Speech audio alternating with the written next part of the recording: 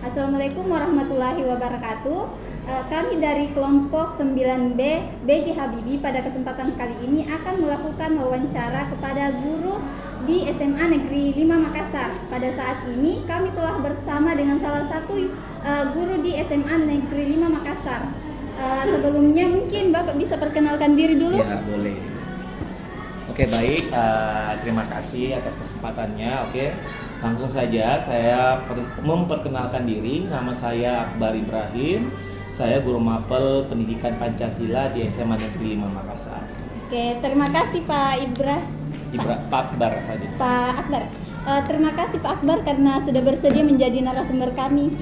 Nah, pada kesempatan kali ini kita akan mewawancarai Kak Akbar tentang implementasi kurikulum di SMA Negeri 5 Makassar. Nah, mungkin kita langsung saja kepada pertanyaannya, yaitu tentang Kak Akbar, bagaimana proses penerapan kurikulum di SMA Negeri 5 Makassar? Oke, kalau penerapan tentang kurikulum merdeka itu di sini kita sudah 3 tahun menerapkan yang namanya kurikulum merdeka, dan alhamdulillah dengan kurikulum merdeka semuanya dengan apa yang kita dapat dari kompetensi yang kami dapatkan juga itu penerapannya itu semuanya berpihak pada murid, ya.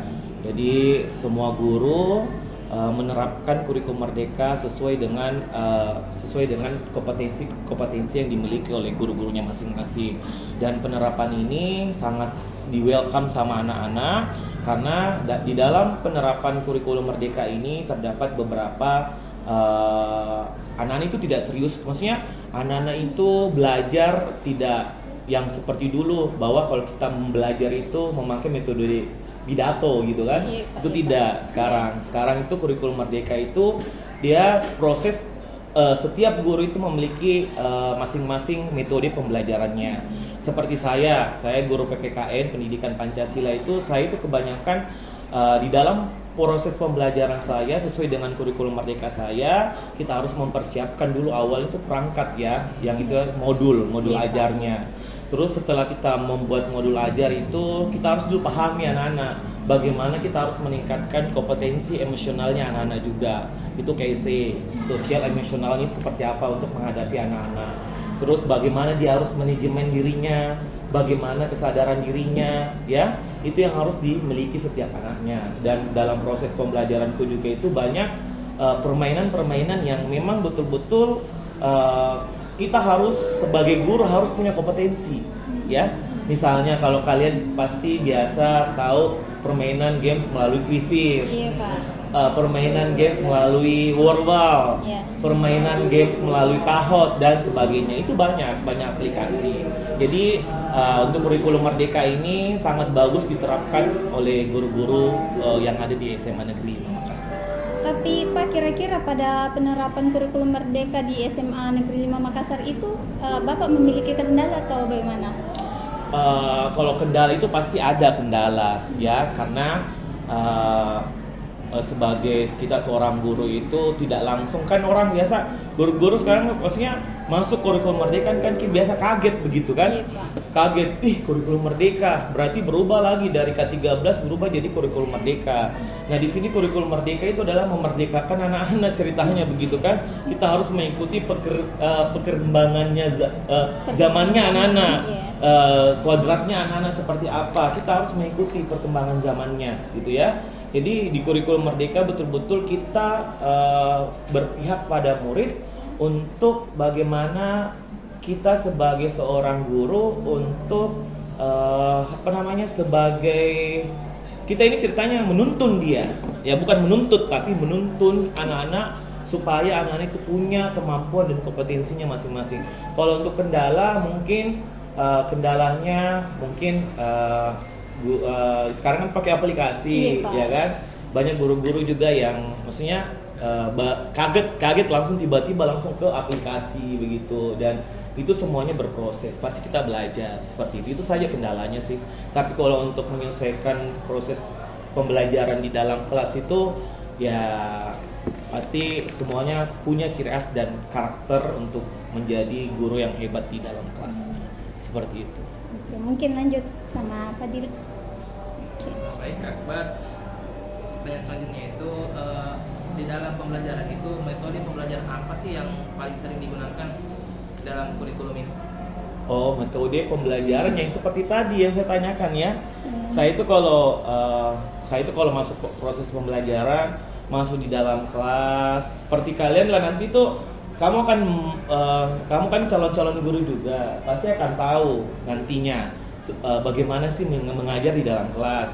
Pasti kita harus pertama menyapa anak-anak, pendahuluan, terus tanya kabarnya anak-anak, tujuan pembelajarannya apa. Setelah masuk tujuan pembelajaran pasti ada kasih ice breaking sebentar sekali anak-anak supaya tidak tegang menghadapi proses pembelajaran, ya kan? Terus melihat anak-anak kompetensinya seperti apa. Apalagi kalau awal pas semester kita harus tahu, kita buat dulu yang namanya asesmen formatif ya, supaya kita tahu bagaimana kemampuan kompetensinya anak-anak masing-masing. Jadi itu tuh dipilih. Ya bukan maksudnya dipilih sih, tapi dalam artian kita harus tahu. Kan sekarang kan kurikulum Merdeka itu kadang pembelajaran berdiferensiasi ya. Ada konten, produk dan produk ya. Jadi untuk mengetahui bagaimana kemampuan setiap anak-anak itu ya dengan cara kita harus mengasesmen anak-anak dulu. Kita tahu bagaimana kemampuannya. Kan nanti anak-anak bisa gaya belajarnya audiovisual, ada kinestetik dan sebagainya, itu saja bisa dibagi-bagi. Dan untuk itu kalau saya kebanyakan proses pembelajaran itu lebih menyenangkan dan itu berpihak lagi pada murid saya. Seperti itu, saya menuntun saja. Jadi tujuannya saya kasih sedikit inti dari pembelajaran, mereka yang bergerak semuanya. Saya mau bermain games melalui digital, saya mau bermain games melalui alat-alat, itu saya lakukan di dalam kelas saya, seperti itu. Pertanyaan selanjutnya, di dalam kurikulum itu sendiri, apakah memberi ruang bagi guru untuk berinovasi dalam metode pengajarannya? Wah, kalau untuk kurikulum Merdeka ini memang betul-betul kita diberikan ruang, karena kan kita punya, setiap guru itu harus memiliki yang namanya kompetensi kan, ya, kemampuan gitu kan. Apalagi sekarang programnya pemerintah kan, yang sekarang kalian mungkin sudah dengar kemarin guru penggerak angkatan 1 sampai angkatan 11 kan, itu kan salah satu bentuk bagaimana kita harus mengasah kompetensi kita sebagai seorang pendidik di kurikulum Merdeka ini, ya. Jadi banyak sih guru-guru penggerak di sini, ada beberapa orang, 6 orang. Ya, semuanya belajar dan kita juga semua masih belajar. Dan apa maksudnya juga, bukan maksud saya kita meningkatkan kompetensi kita untuk saling berbagi dan berkolaborasi sesama guru-guru ya, seperti itu. Nah selanjutnya itu Kak, seberapa besar sih fokus kurikulum ini terhadap pembelajaran berbasis proyek atau studi kasus? Nah, di sini kurikulum Merdeka yang yang melalui studi kasus ya, proyek ya, itu sangat bagus sekali diterapkan di dalam kelas itu ya. Karena kalau untuk seperti untuk mengolah suatu pertanyaan atau tantangan mereka, hambatan mereka dalam mengolah studi kasus itu sebenarnya sangat susah sekali untuk anak-anak diajar seperti itu. Karena kan anak-anak itu inilah kita sebagai generasi Gen Z itu harus lebih, kita ini yang lebih ketinggalan itu adalah literasi dan numerasi kita di sini. Itu yang sangat rendah kita di sini. Antara bukan hanya kita semua, tapi semua para pelajar itu pasti kita itu agak di bawah untuk literasi dan numerasinya. Jadi untuk proyek studi kasus itu memang betul-betul kita butuh ekstra kerja keras untuk menerapkan di dalam kelas. Karena saya sudah mengalami seperti itu. Kalau saya saja mengalami seperti itu. Waktu guru penggerak itu saya membuat studi kasus sampai beribu-ribu kata. Terus PPG juga kemarin beribu-ribu kata dan sebagainya. Karena memang menguras. Jadi kita harus kalau memang kita mau betul-betul untuk mengolah yang namanya studi kasus dan proyek, itu harus betul-betul suka literasi dan numerasi. Ada baca suka harus dibaca buku seperti itu untuk meningkatkan. Jadi Kak, bagaimana sekolah melalui permasalahan itu Kak, kira-kira bagaimana cara sekolah untuk mengevaluasi pencapaian kurikulum dan apa indikator keberhasilannya? Oh iya, kalau untuk apa namanya, untuk literasi dan numerasi ini semakin kesini SMA 5 itu semakin ditingkatkan di situ ya, karena adanya, apalagi kita di sini dikenal SMA 5 dengan karya ilmiahnya, KIR-nya ya, yaitulah menjadi bentuk bahwa disitulah ada literasi yang memang kita harus betul-betul mengolah karya ilmiahnya anak-anak di sini. Apalagi saya juga punya program ya, program saya sebagai guru sebagai guru penggerak juga, saya ada program saya yaitu